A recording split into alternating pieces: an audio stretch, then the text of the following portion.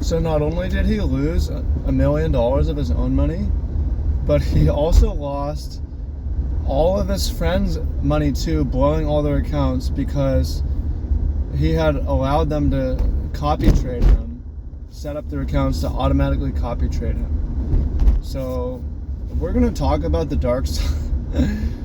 Sorry to laugh there, man, but yeah, it's not all happy. There's a dark side to trade. There's a dark side to trading, and I'm going to share a couple stories with you guys and the reality that you should know. And man, I don't want to make it seem like it's easy for me and that I always make money and that everything's good. It's led me to some really dark places and manifested some mental illness in me too. So I'm not above it. I'm not immune to it. I'm going to speak on it. And for a lot of people, people shouldn't trade. Trading is gambling, and it leads to death, financial ruin. People kill themselves over it. So yeah, let me talk to you about some stories. If you guys aren't, by the way, welcome in. Much love, Trav. Much love, Trav here. I'm on my way back from a hiking tour. Tomorrow, I'm having a trading student over. I'm meeting a lot of people on Hawaii that are interested in trading, or beginners. And yeah, I'm starting with students in person. Come over to my house. It's cool. So if you're on an island and you're interested in that, hit me up. I'm not going to charge you an insane amount, maybe a couple $100 for an in-person session. But anyways, let's get back to the story. There's a Twitter account I follow called Coinfessions, which is really important because they share there's a lot of stories of people losing everything and blowing up. And I think that's really important because you get to thinking that you're just going to make money in this business, and you get to thinking that it's easy, and you get to thinking that you just think about how much money you can make, but you need to think about how much money you can lose. So my buddy who I started talking about with, I talked to this guy on WhatsApp, voice messages back and forth every day. We talked every day. The last voice message he sent me, the last time I've heard from him, I hope that he's alive. I saw him tweet at some point months after, which indicated he was alive, but he blew everything, and part of what went wrong, I guess he made a couple $100,000 in a week. He was up to like $1 million in his account, and it went to zero. And part of it was, mental illness and maybe drugs, where he started taking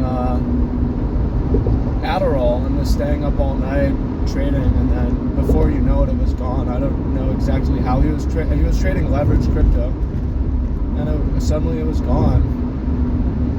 And yeah, that maybe changed the trajectory of his life, where now he's, don't know. I mean, that's, you work a long time for money like that, and just to lose it, it's gone. And then to blow up all your friends also, man, right? People really kill themselves over this. Anytime there's like a Black Friday or a Black Monday, people kill themselves. You got to get a life outside of money. So we'll talk about that too. How to protect yourself in case worst comes to worst. There's another story. I mentioned this a couple times. But when I started trading, there's a woman I ran the farmer's market with, and she said, hey, she lives in the condos at Miley Cove. She said, there's a man who lives in the condos who has a trading story you need to hear. You should come over for dinner. So I set up dinner with this guy and his wife. I think he was an Irish guy. He was a bit older. He maybe was in his 50s or 60s. And he was a media buyer, a marketing specialist, something like that. Had good income. He had a $600,000 liquid net worth, and he would, he liked to trade. He would drink. He would stay up. He'd watch the charts. And this was TV time, when you're watching the charts on the TV, maybe. I don't know exactly. And for some reason, he spent $600,000 on a single option. I don't know if it's short dated or whatever, but if you understand options, you know options can go to zero. And his option went to zero. It expired worthless. He went from $600,000 to zero in one trade, and now he doesn't drink. He also doesn't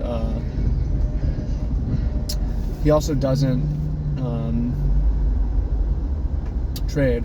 So part of the danger is euphoria. If you're too euphoric, what drugs get in the way of. I made a whole long video on this on sobriety and trading, but all I'm going to reiterate it here, that anything that drugs can produce a feeling of euphoria and invincibility in you, that does not mix with trading, because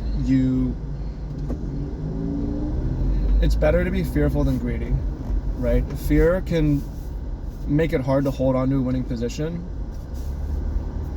but it saves you from blowing up, right? If you trade very fearfully, you might not make a lot of money, you might lose money, but you don't blow up all at once. If you're super greedy and euphoric, you can blow up all at once. So drugs that turn off your fear of the markets, trading, very dangerous. Very dangerous. So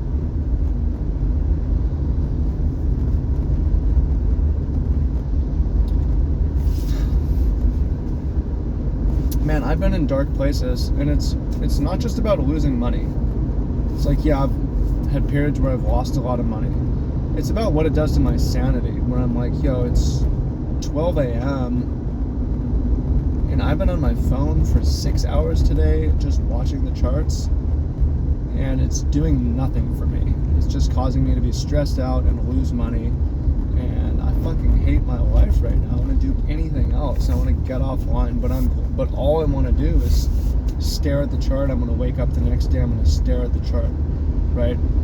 That is, for me, that's my mental illness around trading at times, and that's why I have my phone locker and my computer locker, and I have my offline work, and I'm able to detach for weeks at a time and trade part-time.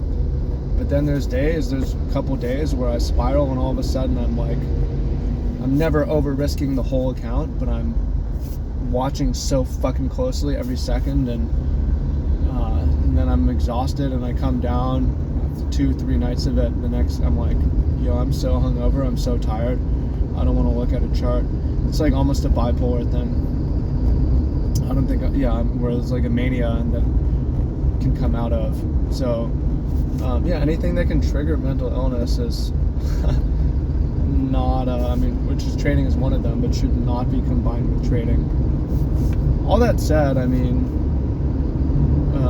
enjoy the challenge of trading and the stimulation and the people that I meet. But you need to make it not everything. Money doesn't need to be everything. And I think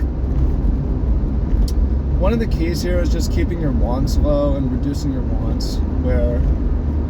I was just on my hiking tour with this older couple, and they're talking about how they downsized, and we're talking about how money isn't everything for happiness. Like, having the big house doesn't necessarily improve your happiness at all.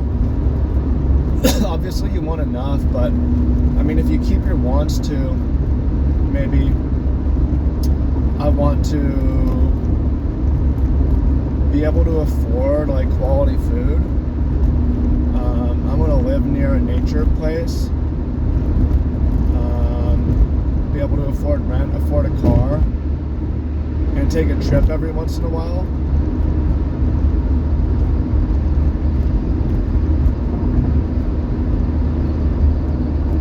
That helps, because keeping your lifestyle cheap, even as you make more money, helps you from the big falls. Because if you make your life really expensive, where you lease the fancy cars and you're flexing them, and you lease the fancy house in the fancy neighborhood, or you rent it, and you buy the gold watch, and you start your social life involves going to the real high-end restaurants with friends and groups, and then say you lose everything, and you got to go back to a regular job, or you got to go back to work, and people see you don't have the car anymore, you don't have the house, you don't have the watch, you're not showing up at the nice restaurant. That's the status loss that causes people to kill themselves. So for me, my favorite things to do are to go surfing, to go hiking, to hang out with my dog. These are things that are free, cheap, or I found a way to get paid for when it comes to hiking. And there's a world where I'm getting paid to surf in a way, not because I'm a professional surfer, but because I'm giving surf lessons or something like that. So I always tell people this. Some of you guys are not happy with your lives. You don't like your work, and you think training is your way out. And I'm telling you, it's not. It can make your life so much worse. If you don't like your job, you're not going to like training full-time probably. It can drive you insane. You know what would be a lot better is switching to a job that you like, maybe one that gives you a little bit more autonomy, or just has a cooler staff, or if you need to be an employee, has an employer who you respect and like, right? So if you don't like your job, start looking for another job with a different company. You might find something better. But making a lot of money is dangerous because of the euphoria it creates, and because the loss of it, especially related on training euphoria, can lead to death. So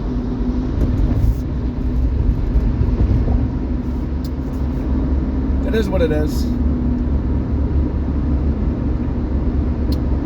I guess if I have a message in here, it's just be super cautious. Don't put all your life eggs into trading. And always prioritize your mental health. If trading starts to make your mental health bad, then always take a break, right? I mean, it's easy to be like, I'm losing, I need to make it back and win it back. No, just focus on not losing more, right? Go a week without losing money. Take a break from it. Come back when you're making money, or come back when your mental health is good and you've got a better plan. There's nothing, the market's always going to be there. Don't lose everything, save something, come back, take a break, come back. So, hope you guys find that helpful. Appreciate y'all. Much love. Talk to you soon. Oh, and yeah, and if you want the one-on-one mentoring, or if you want my trading systems, there's a link down below. Go check it out.